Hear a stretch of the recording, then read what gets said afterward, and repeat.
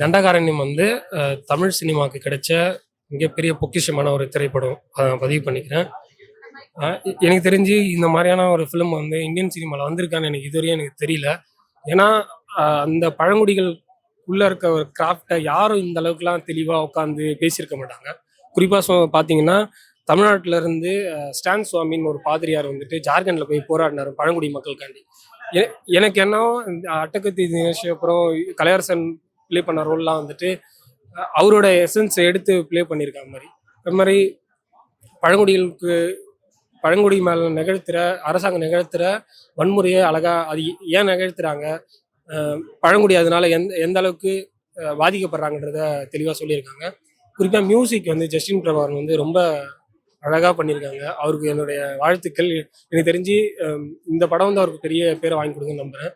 அதே மாதிரி camera, art department எல்லா டிபார்ட்மெண்ட்டுமே சூப்பராக ஒர்க் பண்ணியிருக்காங்க. என்டையர் டீமுக்கே என்னுடைய மிகப்பெரிய வாழ்த்துக்கள். நீங்கள் இந்தியாவில் இருக்க மொத்த ஸ்டேட்லேயும் இருக்க பழங்குடிகளோட பிரச்சனை நீங்கள் வந்து ஈஸியாக அதிகநாதிரின்ற ஒரு தமிழ் டைரக்டர் வந்து எடுத்த ஒரு படத்தில் போய் ஈஸியாக பார்த்துடலாம்.